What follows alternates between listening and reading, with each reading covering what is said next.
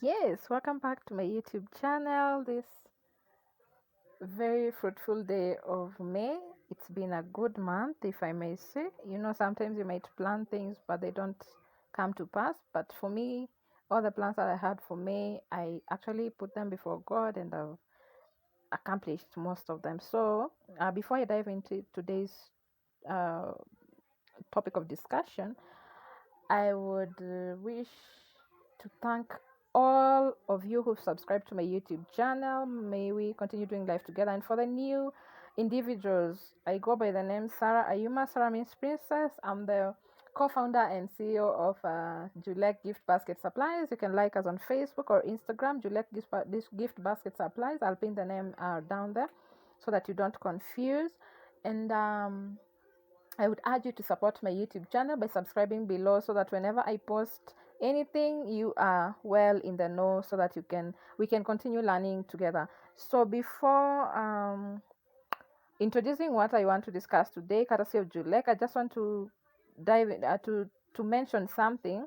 The power of multiplication of cereals. Okay, so I've noticed that when you buy cereals, they are normally dried and even preserved. So this trick works magically for me, and I believe that if you try it, you'll not regret it.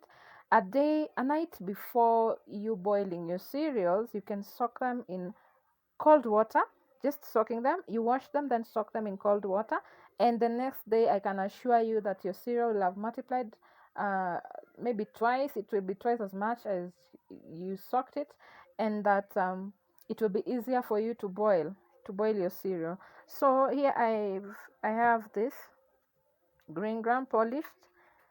Today I want to soak them polished. It's 1 kg.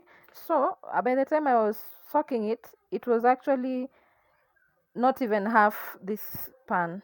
Okay, so I just normally put water maybe close to, okay, over and above the level of the dry green grams, and then again towards the top of the pan that I'm using to soak the green grams in, so that they absorb that water. And after absorbing that water, then I think there is something that happens. They tend to multiply. So if you don't want to waste time the next day you're cooking your cereals, or if you want to save fire and stuff like that, I believe that if you implement this, just wash your cereals a night before and soak in water that is over and above their level, and then water that is towards the brim of the pan that you're using to soak, so that the next day when you wake up, it's easy for you to boil them, and then it takes a shorter time to boil. So today I'm going to do a grilled chicken with some barbecue sauce. Stay tuned for what is ahead in this video.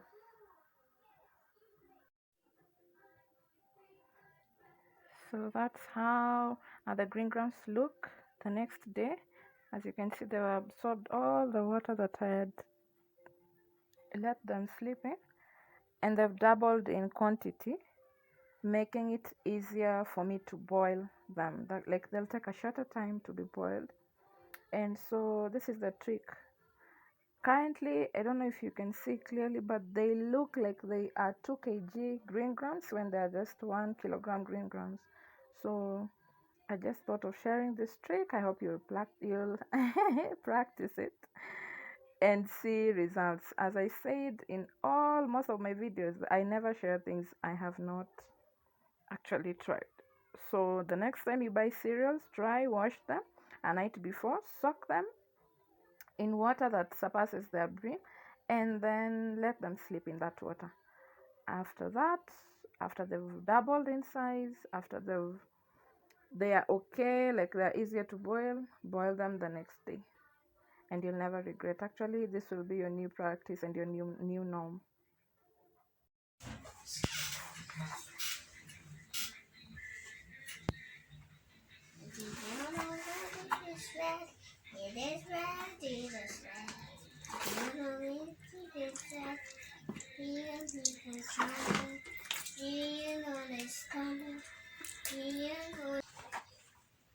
I want to marinate, and I will leave it to sleep on it in the fridge so that I can grill tomorrow.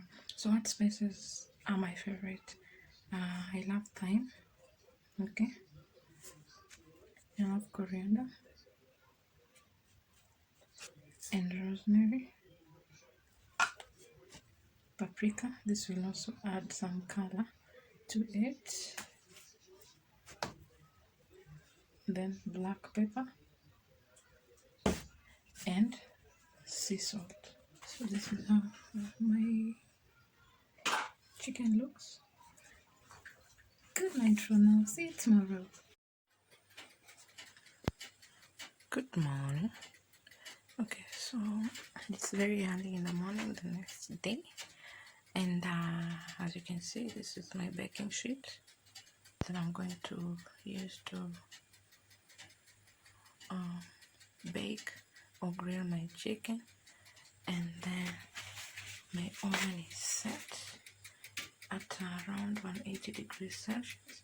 So I'm just going to remove my chicken from the fridge and arrange it on this baking tray.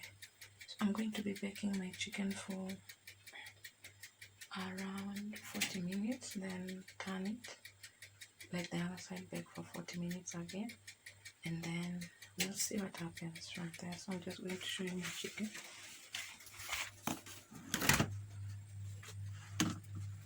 So this is my chicken.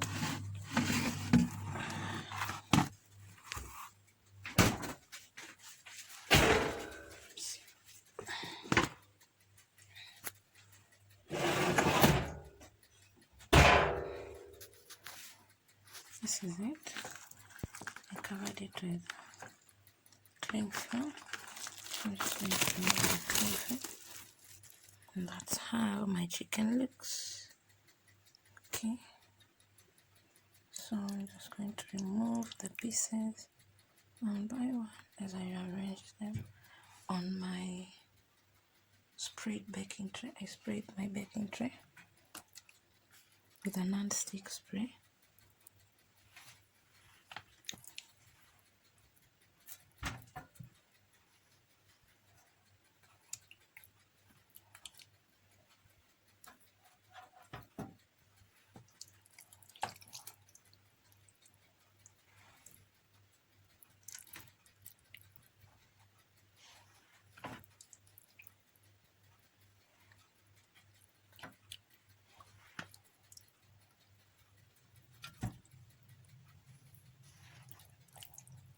I know there are people who don't, when they marinate, they don't necessarily have to leave their chicken to sleep overnight in the fridge. But I thought for the marinations to penetrate, then my chicken needed to at least spend the night in the fridge.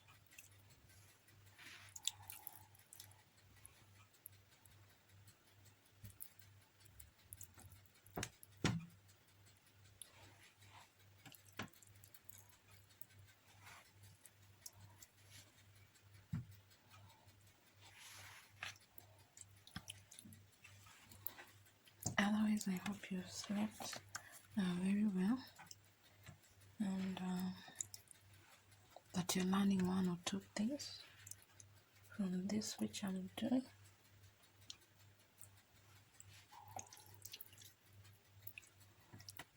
That you'll practice it somehow when you're able to.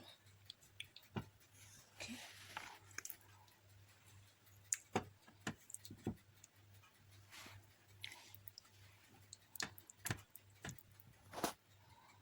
So that's my tray.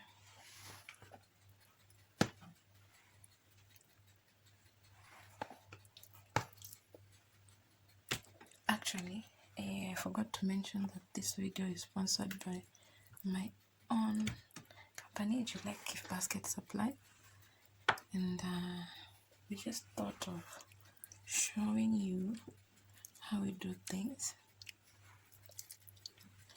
as we wait for your orders. We do gifts, we do also catering, and we do cake. Okay, so that's what we are up to in Julek.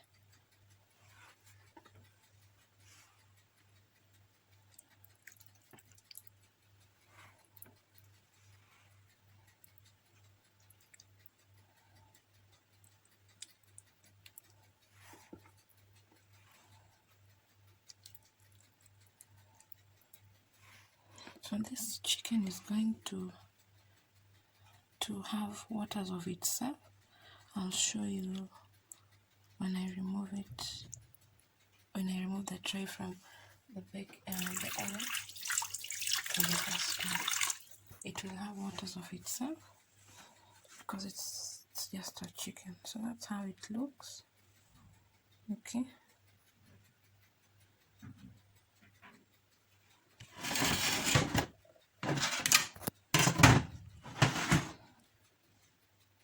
That's how my chicken looks. Yee. Can't wait to see the end result of this. Wow, don't they look yummy and well cooked? So they are half cooked. I just want to turn them over and maybe grill them for another 20 minutes, and then I'll show you what I'm going to do after that. But they look so yummy. You can just see. Ooh, very yummy. Very yummy chicken. Very yummy. So let me just flip them over.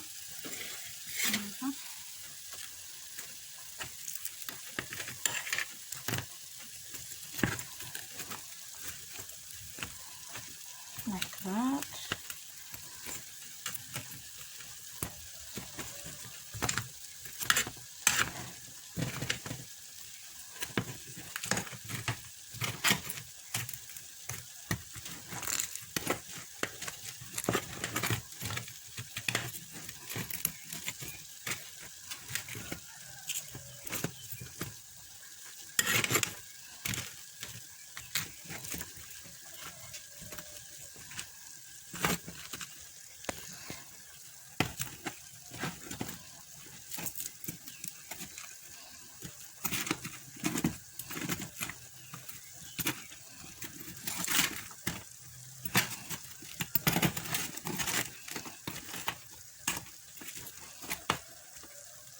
The importance of doing this is to make sure that the chicken is well cooked on both sides.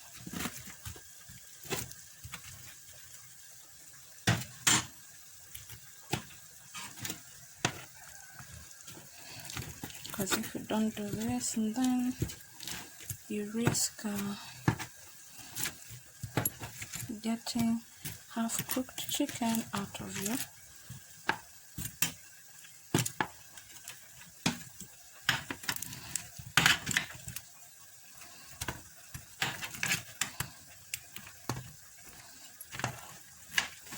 You see the importance of also spraying your pan with non-stick spray, so that the turning process is easier here.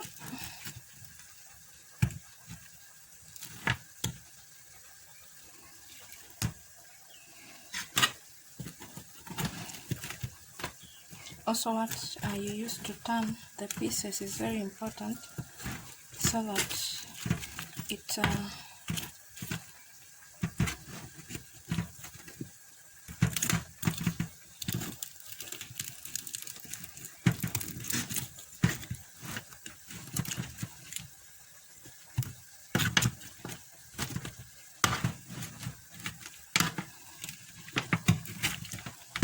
tries and igeuze kabla. It tries and pick up all the pieces. Very yummy. So I'm going to return this to the oven and bake it for maximum 20 minutes, and then I'll show you what I'll do next. So that's how my chicken looks with some barbecue sauce. Okay, so there I go. I'm actually testing this to just make sure that everything sank in really well. Okay, and then I'm going to serve this in my warmers. This chicken is so yummy, So the next time you want to make barbecue chicken, please trust Hellmann's BBQ sauce. It's so sweet, not extra sweet, but just the desired level of sweetness. My goodness, this client is going to be so happy with this chicken, barbecued grilled chicken, whatever you want to call it. So that's how we do it in Julek. Until next time, keep practicing until you become perfect.